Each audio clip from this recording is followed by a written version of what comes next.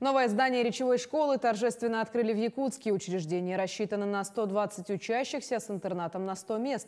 Теперь дети с нарушениями речи со всей республики переедут из приспособленных отдельно стоящих зданий в новое и современное с теплым переходом в столовую и интернат. На долгожданном новоселье побывала и наша съемочная группа. История речевой школы начинается с 1964 года. Тогда и было построено здание, в котором до этих самых пор учились и жили дети. Теперь недалеко от старого объекта построена новая, современная, отвечающая всем стандартам школа мечты.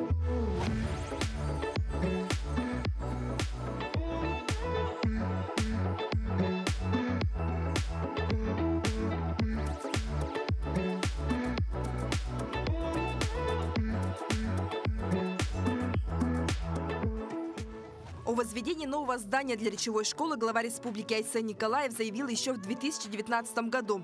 Всего из госбюджета было выделено 240 миллионов, а из средств государственного частного партнера АЭП «Капитал» свыше 470 миллионов рублей. Во время прямого эфира до меня дозвонились представители родительского комитета, еще раз проблему рассказали. Но тогда я уже просто принял решение и поручил правительству с использованием всех механизмов возможных реализовать проект строительства школы в кратчайшие сроки. И вот благодаря партнерству с АЭП «Капитал» в кратчайшие сроки, на самом деле, реально практически за менее чем 2 года замечательная школа построена. С вводом нового здания количество учебных мест увеличилось до 120. Помимо основных помещений, как спортивные и актовые залы, столовая, есть еще комната отдыха и психологической разгрузки, кабинет логопеда, столярная, швейная мастерская.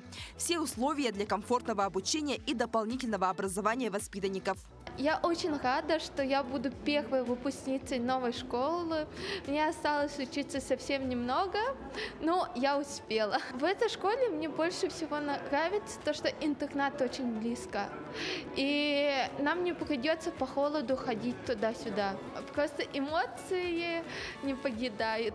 Интернат на 100 мест объединен со школой теплым переходом. Спальные для мальчиков и девочек разделены по этажам. Также в холле есть гидропонная установка. Дети круглый год могут выращивать и есть свежий салат. Также в интернате есть отдельный медицинский блок с прививочным и процедурным кабинетами.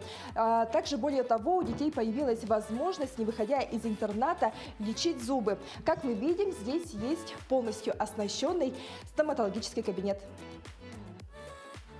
С открытием нового здания появились и дополнительные рабочие места. Штат учреждения полностью укомплектован. Учителя прошли дополнительную подготовку по направлению логопедия.